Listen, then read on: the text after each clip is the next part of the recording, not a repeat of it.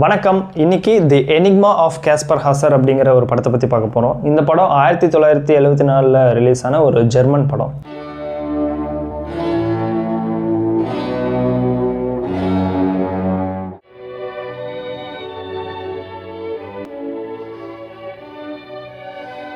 படத்தோட கதை என்னென்னா, தன்னோட 18 வயசு வரைக்குமே வெளி உலகத்தையே பார்க்காத, மற்ற மனுஷங்களை மற்ற உயிரினங்களையே பார்க்காத ஹீரோ 18 வயசு முடிஞ்சதுக்கப்புறம் அவனை கூட்டிகிட்டு போய் வெளியே விட்டுறாங்க. அவன் இதுக்கு முன்னாடி ஒரு மனுஷனை பார்த்ததில்லை, அவனுக்கு லாங்குவேஜ்னால் என்னென்னு தெரியாது, எமோஷனல்னால் என்னென்னு தெரியாது, மற்ற உயிரினங்கள் எதையுமே பார்த்தது கிடையாது. ஆக மொத்தம் சொல்லப்போனால் அவன் ஒரு பிறந்த குழந்தை மாதிரி. ஸோ இப்படி இருக்கும்போது அவன் வெளி உலகத்துக்கு வந்ததுக்கப்புறம் எப்படி இந்த சொசைட்டியை ஃபேஸ் பண்ணுறான், அதுக்கப்புறம் என்ன ஆகுது அப்படிங்கிறத இந்த படத்துடைய மொத்த கதையுமே ஸோ இந்த மாதிரி நீங்கள் தமிழில் கூட சில படங்களை பார்த்துருக்கலாம். இப்போ கோமாளி படத்தில் ஹீரோ கோமாவில் இருந்துட்டு வெளில வருவார், அதுக்கப்புறம் எப்படி இந்த வேர்ல்டை ஃபேஸ் பண்ணுவார் அப்படிங்கிற ஒரு இது இருக்கும்.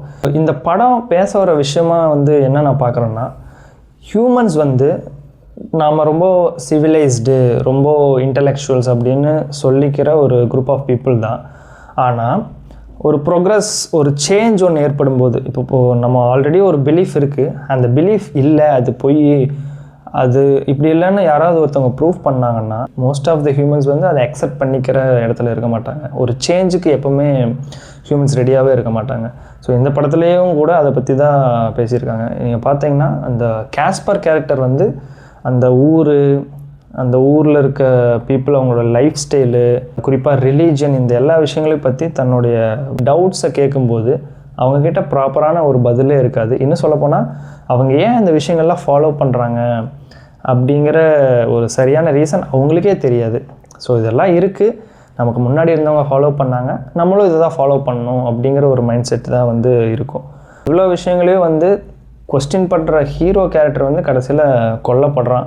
ஸோ அந்தளவுக்கு ஹியூமன்ஸ் சேஞ்சை அக்செப்ட் பண்ணிக்கிற இடத்துல இல்லை அப்படிங்கிற ஒரு விஷயத்தை தான் இந்த படம் பேசுது.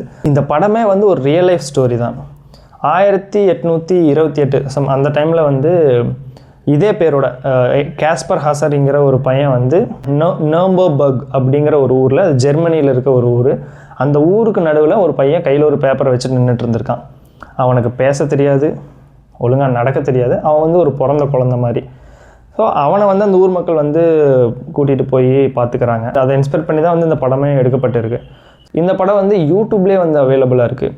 வாய்ப்பு இருந்தால் அந்த படத்தை பார்த்துட்டு எப்படி இருந்துச்சுன்னு கமெண்ட்டில் சொல்லுங்கள். நன்றி, வணக்கம்.